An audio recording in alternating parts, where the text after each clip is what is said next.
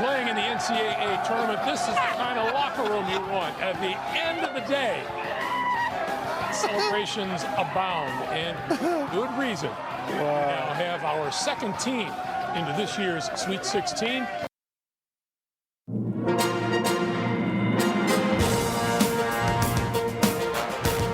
Since 2003, this is the Sports Source, East Tennessee's #1 sports talk show. Presented by Pipe Wrench, and by Junk Be Gone, and by the Garza Law Firm. With your host, John Pennington. The Sports Source starts now. Good Sunday morning and welcome into the Junk Be Gone studios for today's edition of the Sports Source. Big win, big Saturday for the Volunteers as they nuke Duke and move on to New York and Madison Square Garden, where they're going to be in the East Regional against Florida Atlantic or Fairleigh Dickinson. And we'll break those games down for you. We'll break down all the possible opponents moving forward. Lots of stuff to cover. I've even broken out our special victory jacket. Danny White has changed the luck around here that I felt the need to actually get something to wear on big wins. So no, I'm not going into the Country Music Hall of Fame. This is just the big upset, big victory jacket whenever we have one of these parties to let you enjoy here on the show. And today I thought, beating Duke for a Sweet 16 when you finish the season so poorly? Yep, let's break out the jacket. Let's let you have a party. Let's start the party by telling you our first sponsor of the day. This segment brought to you by our friends at the Garza Law Firm. They help make it possible for you to watch this every Sunday. Local, local, local. If you find yourself in need of an attorney, make sure you get the best local law firm you can. That's the Garza Law Firm. They know the local legal system, all the players. They know how to help you. The Garza Law Firm. Learn more about them at garzalaw.com. All right, let's welcome in the panel today. And we don't have a lot of shifting. Everybody, it's no extra tables. It's just one big basketball fandango today. Right over here, longtime sports writer, longtime panelist on the Sports Source. We have Chuck Cavaleris. Chuck, thanks for being here. Next to you, Jimmy Himes from Sports Animal 99.1. Thanks for being here, Jimmy. Your clock's ticking. Clock's ticking. It'll soon just be Jimmy Himes, longtime radio guy. Yeah, I'll join Chuck in the long time part. Long time, there we go. Ryan Callahan, not so long time. Well, I'm sure covering UT over the years, it probably feels like a long time. Ryan Callahan from Vols, 247.com. Thank you for being here. Thank you. Longtime sports writer Bob Hodge back with us. Bob, thank you for joining us. Glad to be here. Okay. Just as we all expected last week when I was asking, is the tournament over before it started? And most of us were saying yes. That's something I do. Yeah, exactly.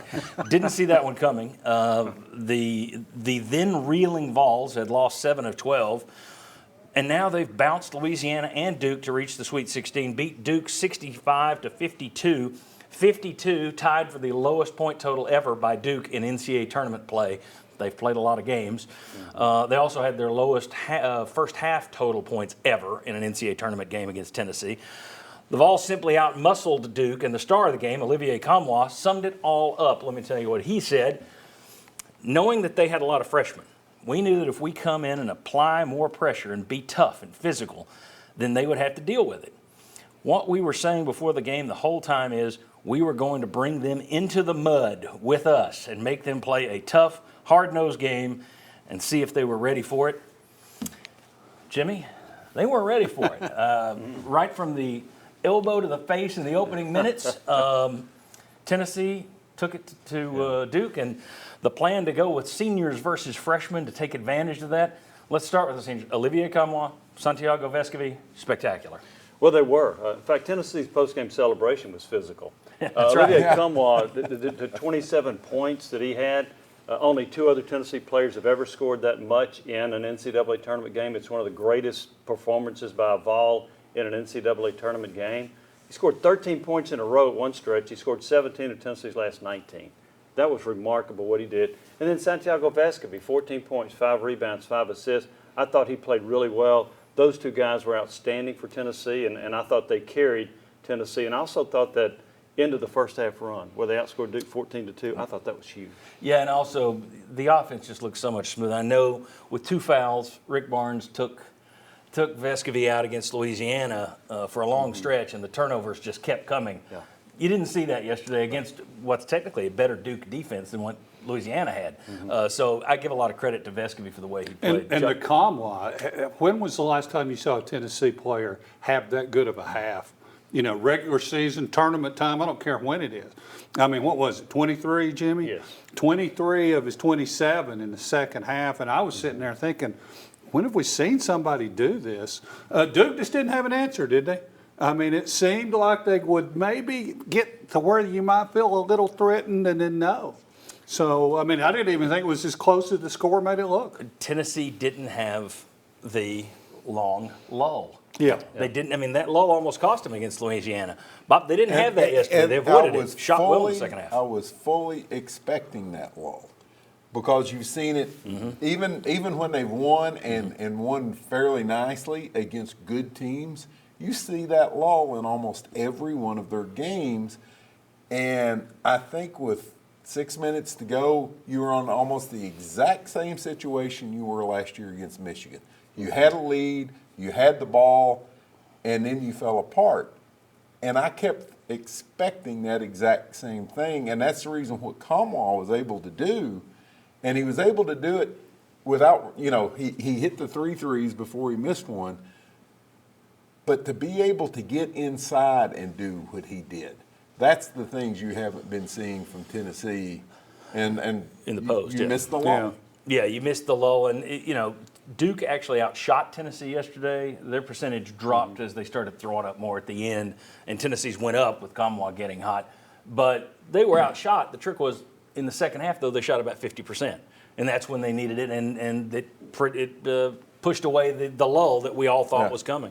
Ryan, your thoughts on the game? Well, Kamwa, I'll start there. Rick Barnes has stuck with him, been persistent in saying he's one of our guys we need, and just believing in him. And Tennessee fans obviously haven't been in that same boat a lot of times. He's been such a hot and cold player. This is why you stick with a guy like that, because he's capable of doing that in a spot like this. And it bailed Tennessee out, or not bailed Tennessee out, but it carried them in a game they needed to win. In this case, I think Tennessee matched up well with Duke, and I kind of saw that in Rick Barnes' comments during that first TV timeout where he spoke. You can read too much into those things, but he seemed confident to me in talking that way. You could tell they thought they matched up well with Duke. I think one of the keys is Duke's not a team that shoots a lot of threes and doesn't shoot it especially well, doesn't rely on that a lot. So when you kind of punch a team like that in the mouth and get them into a physical game, the answer can be threes. Duke didn't have that counterpunch, and that kept Tennessee kind of in control the whole game, I thought. Yeah. And when Duke went to their zone, it was in part to protect the kid with 4 fouls, Roach. Right. But it was also, they were from rolling it towards Vescovy. Okay, this is the guy that we've got to slow down here in the last few minutes. And that's also what made Kamwa so big, because so many times we've seen it over the past couple of years. Tennessee doesn't have another answer when you shut down their outside game. And that's what made that, well, part of his game was his outside game, which I think that was kind of shocking too. Tennessee, for most of that game, it was interesting. Duke was shooting 49, 50% for much of the game until they're at the end. But they had about 12 or 13 shots fewer than Tennessee. Now, that evened up again when Duke was just firing them up at the end. But Duke was shooting well. They just couldn't get shots up. The turnovers, the amount of time they would waste trying to get a shot up. If there's anyone who looked at us on this show, me in particular, saying, oh, this style of basketball is brutal to watch, yesterday was the game where you could say, see, you moron, that's what you do. You win with that defense. Well, John Shire, the Duke coach, praised Tennessee's defense, and he talked about how it was difficult to make passes. It was difficult to get good shots. It was difficult to get a shot. And that really spoke a lot about what Tennessee was able to do defensively. And one reason for more shots, Tennessee had few turnovers. Yeah. They did a really good job, single digits in turnovers. And 10 of 13 from the free throw line, too, which we've seen some games this year slip away And because they didn't hit it. you turn Duke turnovers into points. I noticed that too. And you know, when you look at a game like this, guys, Duke was coming in with a world of confidence. Yeah. They'd won 10 in a row. I mean, that's not chopped liver. And if any program's going to have confidence, it's going to be Duke, you know, to me. Well, and credit Barnes, we'll talk about this later, but if there's any program that was ready to not have confidence, the way they finished and then take Ziegler out of it and the way they looked without Ziegler, the way their defense was giving up 10% more shooting percentage over the last 3 games, That was impressive. I'll say, no one, I'm not saying this mentioned anywhere. It's part of the game. One thing that helped Tennessee was Mark Mitchell wasn't there for Duke. They're 19-1 since everybody was back, and he was out. Now, they're 8-8 when they don't have everybody there. There you go. Now, tough break because Tennessee was also without Zakai Ziegler. That's right. And I'm just, the reason I'm pointing out is, one, you got to mention it. That I don't know that Duke would have been favored if the bookies had known That he was Mitchell out. was not going to play. But here's the thing, why that's finally a break for you. You were without Ziegler.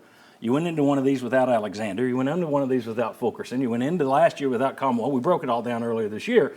So it's kind of good to see somebody else mess up a knee or an ankle going into one of these games. Okay, let me tell you what's coming up on this show, and it is a juggernaut. We've got tons of stuff for you. First, can defense win it all? We'll get into that. Ranking UT's all-time best wins, and yes, we're going to have some classic highlights. Highlights so old, the video is horrific, but you'll enjoy it. What it means for Barnes. In-depth comparisons of UT's potential foes. I'm talking shot charts. I'm talking graphics. You're going to be blown away. How far will UT go in this thing? And then we got much, much more. So when we come back, how this year, well, let me ask you this. Was this a complete and total reversal of last year? We'll do a comparison, then I'll ask these guys if it's reversed or if they've still got more to do. That's next on The Sports Source.